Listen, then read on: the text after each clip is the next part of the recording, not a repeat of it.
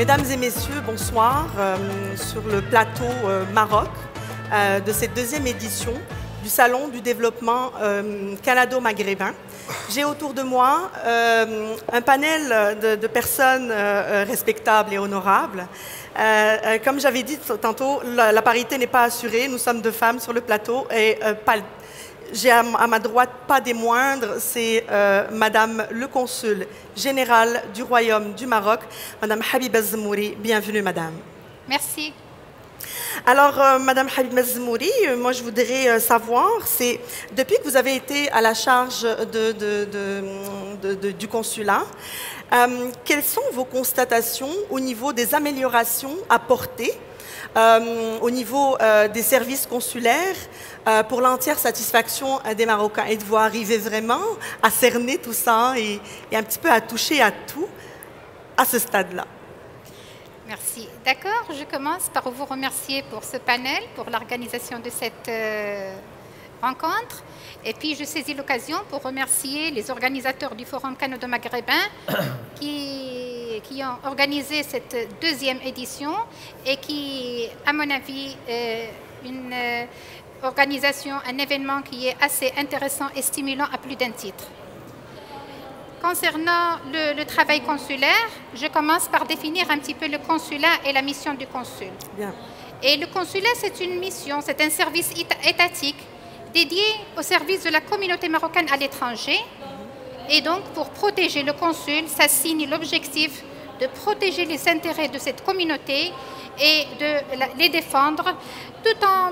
Et pour ce faire, il va falloir instaurer un processus de communication avec cette communauté et afin de garantir l'écoute en permanence de cette communauté. Il est vrai que ma nomination en tant que consul général est intervenue dans le cadre d'un discours royal. Et des instructions de Sa Majesté qui ont voulu donner des instructions fortes pour imprimer, pour donner un autre souffle à l'action consulaire, pour imprimer une nouvelle dynamique à l'action consulaire. Effectivement, après ma reprise, après ma nomination, j'ai essayé la première des choses de connaître cette communauté. Cette communauté qui, comme je l'ai toujours dit, qui est riche en potentialité, en qualification. Et bon, j'avoue que dès qu'il y a communication avec la communauté, il y a succès. Et exactement, le processus de communication a commencé depuis les premiers jours avec une journée de communication avec l'ensemble des Marocains. Il a été suivi par plusieurs procédures, il a été suivi par des consulats mobiles, il a été suivi par des journées portes ouvertes pendant les week-ends, samedi ou dimanche. Il a été suivi par des réunions différentes au consulat, par le fait d'assister à plusieurs activités de la structure et des structures associatives au sein du consulat du Maroc, au sein de la société, de la communauté marocaine au Canada. Et effectivement, je dirais que j'ai pu avoir une idée de cette communauté, de cette doléance. C'est une communauté qui cherche à être considérée, qui cherche à être écoutée, et c'est une chose qui est tout à fait normale par rapport à l'être humain, encore plus par rapport à quelqu'un qui a quitté son pays pour s'installer dans un autre pays. Exactement, Madame le Consul. Juste, je voudrais indiquer que Madame le Consul est connue par l'approche facile. C'est une personne qu'on peut approcher facilement et elle va vers la communauté. C'est tout à son honneur. En tout cas, Madame le Consul, j'étais vraiment honorée de vous avoir sur ce plateau. Avec plaisir. Je me retourne vers Monsieur Dadez. Monsieur Abdelghani Dadez, qui a une carrière assez longue en journalisme au Maroc et au Canada. Je pourrais même dire qu'il a un lourd casier journalistique. Merci. Merci, monsieur. Alors, Monsieur Dadez, je voulais savoir, parce que vous, dans le fond, vous nous avez un petit peu pavé le chemin, hein, à nous, les petits journalistes, je dirais, oui. Vous nous avez pavé le chemin. Vous avez commencé par des initiatives grandioses dans un pays d'accueil qui ne connaissait pas forcément la culture marocaine. L'implantation au Canada, est-ce qu'elle était facile au début? La vérité, c'est que moi, je n'ai jamais eu de problème d'adaptation nulle part. J'ai vécu au cours de ma vie dans 4 pays différents, mais vraiment différents. Afrique, Europe, Amérique du Nord. Et donc là, je suis venu un petit peu en terrain conquis, parce que je venais comme représentant d'un organe de presse marocain. Et je me suis laissé prendre au jeu, et on a lancé ces initiatives. Alors, l'implantation, en termes humains ou en termes médiatiques? Je ne sais pas, en termes médiatiques, c'est pareil dans tous les pays du monde. Oui. Quand j'étais décideur dans des médias marocains, je crois que j'ai commis les choses que je reproche aujourd'hui à ceux qui sont responsables dans les médias canadiens par rapport aux journalistes étrangers, communautaires, qu'on appelle assez souvent les journalistes ethniques. C'est-à-dire qu'en quelque sorte, on les enferme dans un genre mineur, mais qui n'est pas si mineur que ça.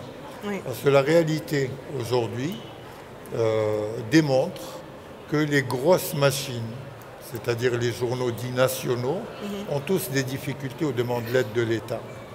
Les petites machines communautaires qui s'adressent à 15 000, 20 000 personnes, 50 000 personnes, qui ont besoin de peu de moyens, survivent un peu plus facilement et seront très certainement les derniers défenseurs du format papier, du vecteur papier et de l'autorité de la chose écrite. Donc pour l'implantation, je vais le dire en anglais, ça va vexer beaucoup de gens, small is beautiful. Yeah. Deuxièmement, small n'est pas seulement beautiful, il est aussi impactant au niveau social. Parce qu'en étant limité à un genre journalistique particulier qui est l'information de proximité, il y a une fonction sociale évidente en termes de soutien à l'intégration, en termes d'échanges culturels, de meilleures connaissances réciproques, qui fait que quand on a le souci de l'avenir de la société d'accueil et des communautés culturelles qui s'y installent, ce sont des facilitateurs et des constructeurs, tous autant qu'ils sont, quel que soit le type de média, que ce soit le vecteur papier, le vecteur audiovisuel ou les nouveaux médias, les vecteurs numériques. Et donc c'est cette dimension qui commence à s'imposer de plus en plus. On a vu disparaître des institutions, la presse. Oui. Rogers est en train de se départir de tous ses titres francophones. Le devoir demande l'aide de l'État parce qu'il y a une question de survie là-dedans.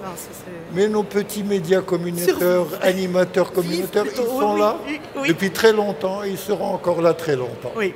Ben, je voulais juste indiquer que cette analyse très pertinente de M. Dadès, c'est parce que lui, c'est le fondateur du groupe Atlas Média. M. Dadès a une longue carrière dans le journalisme, comme je l'ai dit. Je voudrais aussi signaler qu'il a fondé aussi la radio La Voix des Marocains, le journal Atlas Média.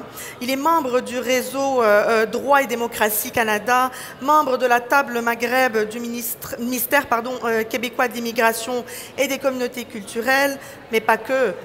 Comme j'ai dit, c'est un pionnier du journalisme. Il doit y avoir quelqu'un d'autre dans ce sujet. Non, c'est vous-même. Écoutez, monsieur, je vous dis, j'ai vraiment... c'est juste une petite... c'est des informations succinctes. Je n'ai pas pris toute votre carrière en considération. C'est tellement lourd et je suis vraiment honorée de vous avoir autour de ce plateau. Mon prochain invité, c'est monsieur Zakaria Mahsen. Monsieur Zakaria Mahsen, bonjour et bienvenue. Bonjour. Monsieur Zakaria Mahsen est le directeur Canada de la Royal Air Maroc. Alors, une petite question, monsieur Zakaria Mahsen. Moi je sais que vous êtes très discret au niveau des médias, et c'est tout à votre honneur parce que la compétence est derrière et nous avons des échos positifs sur tous les changements que vous avez portés à cette institution. Monsieur Mahsen, nous parlons de promotion touristique du Maroc au Canada. Je voudrais savoir comment est-ce que le touriste canadien, pourrait entourer la destination Maroc en gras sur sa wish map. Et aussi, je voudrais un petit bilan général, juste une petite rétrospection, sur tout ce que vous avez fait jusqu'à présent. Okay, merci. C'est simple. Tout d'abord, je voudrais féliciter les organisateurs de ce deuxième salon. du développement canado-maghrébin. Je vais parler tout d'abord de la compagnie Royal Air Maroc. La compagnie Royal Air Maroc opère entre le Maroc et le Canada depuis 1975. C'est à peu près 41 ans. Nous avons des vols directs quotidiens entre le Maroc et le Canada, le Québec. Et nous opérons avec des avions de type dernière génération, des Dreamliner. La compagnie transporte à peu près 200 000 passagers par an, ce qui est un nombre important, et ne cesse de développer son offre vers le Canada. Pour tout ce qui est des nouveautés pour la compagnie a travaillé sur le produit, on a changé les repas à bord. On a lancé des tarifs très intéressants pour les communautés maghrébines, des tarifs promotionnels, des tarifs famille. Aussi, nous avons lancé des tarifs compassion. Ce tarif compassion qui est très important, surtout dans des cas de décès. Le passager, même s'il paie un plein tarif, on va dire à $1 500, à son retour, avec présentation de son certificat de décès, du père ou d'un membre de la famille, il est remboursé au tarif le moins cher qui existe sur la machine. C'est-à-dire que si le tarif promotionnel est de $800, il a une différence de $700 qu'on retourne au client. Excellent. La compagnie Royal Air Maroc aussi, c'est une compagnie qui a beaucoup participé à tout ce qui est diversité, a beaucoup participé pour tout le flux migrant vers le Canada, au départ de plusieurs destinations, via son hub Casablanca. Nous sommes les premiers à faire ramener les Africains vers le Canada via Casablanca, aussi les Européens. On a ramené les Espagnols, les Français, les Turcs. C'est un ensemble et ça, c'est très important à le savoir. La compagnie continue toujours dans le développement et on est en train de signer des contrats, des conventions avec de grands opérateurs québécois dans le cadre du développement du tourisme entre le Maroc et le Canada. Je pense que les Canadiens n'ont pas une information, c'est-à-dire ils ne connaissent pas très bien le Maroc, ça c'est très important. Je vais parler par rapport au ministère du Tourisme et l'Office national du tourisme, ils sont en train de fournir beaucoup d'efforts pour promouvoir la destination au Maroc. Je pense que oui, vous avez fait le tour, voilà. Bien sûr. Je vous remercie beaucoup, M. Marcen. Et vraiment, on espère que votre carrière ici sera bien bâtie parce qu'on sait que, j'ai fait quelques petites recherches, je sais que vous êtes, comme on dit, la bonne personne pour le bon poste. Hein. C'est quand même tout à votre honneur et je vous remercie énormément d'avoir répondu favorable à cette invitation. Merci beaucoup. Je vais me retourner vers M. Hakam Hamidouche. Monsieur Hakam Hamidouche, CEO de Mabi TV, du groupe Mabi TV. Monsieur Hakam Hamidouche, je voulais savoir pourquoi justement le marché canadien pour les médias marocains. OK. Pardon. Alors avant de commencer, je dois remercier l'organisation du salon parce que c'est une organisation qui nous permet de se réunir et d'échanger.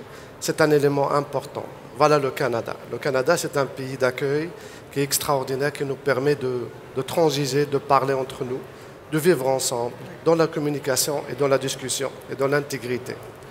Alors, les médias marocains, alors on avait le choix pour l'Amérique du Nord. Je me sens plus canadien qu'américain. Alors, le Canada me permet de translater l'amour, les valeurs qu'on a reçues déjà à notre Maroc cher. L'éducation, le respect de l'autre, la communication, la permission de discuter et de vivre ensemble. Le COP 22, le vivre ensemble. Alors, tous ces éléments-là, ça m'a permis lorsque ça fait 1 an et demi ou 2 ans, lorsque j'ai pensé que tous les Marocains ils méritaient, ou tous les Maghrébins, parce que nous avons les mêmes problèmes, nous avons les mêmes éducations, nous avons les mêmes traditions, on a besoin d'un média.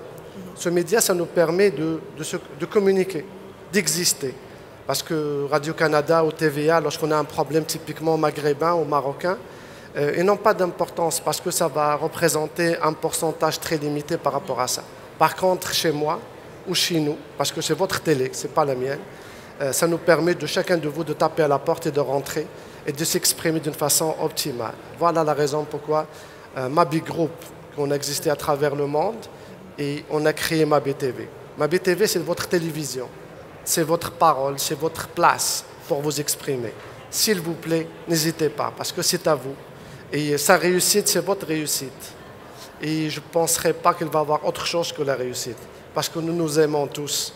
Et je prêche la paix et l'amour. Merci, Madame Selma. Merci, Monsieur Hamid Douche. Je vais me retourner vers Monsieur Hamdouni, Monsieur Mohamed Hamdouni, qui est le directeur du bureau de représentation Canada de Tijari Wafa Bank. Bienvenue, Monsieur. Merci. La première raison de l'implantation du groupe Tijari Wafa Bank au Canada visait essentiellement l'incitation et l'assistance à l'investissement au Maroc. Est-ce que maintenant, à ce stade-là, vous voyez que ces objectifs-là sont atteignables? Bonjour, d'abord je vous remercie pour l'invitation. Je remercie l'organisateur de ce formidable salon. Pour répondre à votre question, je pense que c'est très prématuré parce que, comme vous le savez, notre implantation elle est très récente. Notre inauguration officielle elle a été au mois de mai 2016. Donc je pense que c'est très prématuré pour juger, pour drainer un bilan. Mais n'empêche, déjà notre implantation ici s'adjoint notre stratégie partout dans le monde. D'abord, d'une part, c'est d'être proche et d'avoir une proximité avec la communauté. Mais dans un deuxième volet, c'est de contribuer dans la stratégie de notre pays qui est de tisser des relations internationales de qualité. Déjà, dès notre arrivée ici, on a pu signer un accord avec Exportation Développement Canada. C'est un organisme qui est très actif ici au Canada et qui assiste les entreprises canadiennes pour investir ailleurs. Nous, on l'offre une porte d'entrée, pas au Maroc seulement, mais sur les 14 pays en Afrique, là on est implanté. Donc je pense que c'est une opportunité à saisir. C'est une relation win-win pour les deux, pour la banque et pour les investisseurs. Oui, mais concrètement, est-ce que vous avez le sentiment qu'il y a vraiment de l'intérêt pour l'investissement au Maroc? Oui, il y a vraiment, des échos très positifs. Okay. On a beaucoup de demandes, on a beaucoup de heureusement pour vous. On est très sollicité sur ce point. Oui, merci beaucoup. Donc on est très optimiste sur ce volet-là. Merci beaucoup pour votre présence, monsieur, ici, sur ce plateau. Alors, monsieur Abdelhadim Henchi. Monsieur Abdelhadim Henchi est le président du Forum des compétences canado-marocaines. Je dirais c'est un organisme qui est vraiment assez important parce qu'il offre une plateforme, je ne dirais pas d'expression, mais de visibilité à beaucoup de jeunes, de moins jeunes, enfin, toutes les compétences canado-marocaines. Monsieur Abdelhadim Henchi, s'il vous plaît, juste grosso modo, globalement, où en est le FCCM maintenant ici au Canada? Merci Selma. Donc, je remercie les organisateurs pour cet événement extraordinaire, pour nous rassembler. Je les remercie pour ce panel. Où en est le FCCM? Le constat après 5 ans, c'est que le FCCM est arrivé à un stade, je dirais, de maturité, où il a passé d'une activité à 2 activités par an, Bravo. à 1 à 3 activités par mois.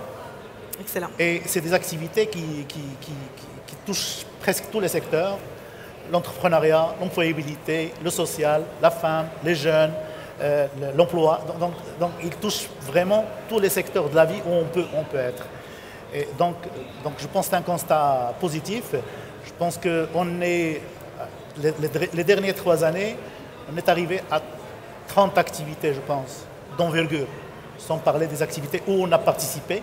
Et c'est des activités qui drainent un son neuf, qui donnent de la visibilité aux Marocains, Maghrébins, Canadiens, qui œuvrent pour travailler entre le Maroc et le Canada. Et excusez-moi, je vous interromps peut-être, mais je sais que les panélistes, quand vous organisez une activité, les panélistes ne sont pas des moindres, c'est des personnalités canadiennes.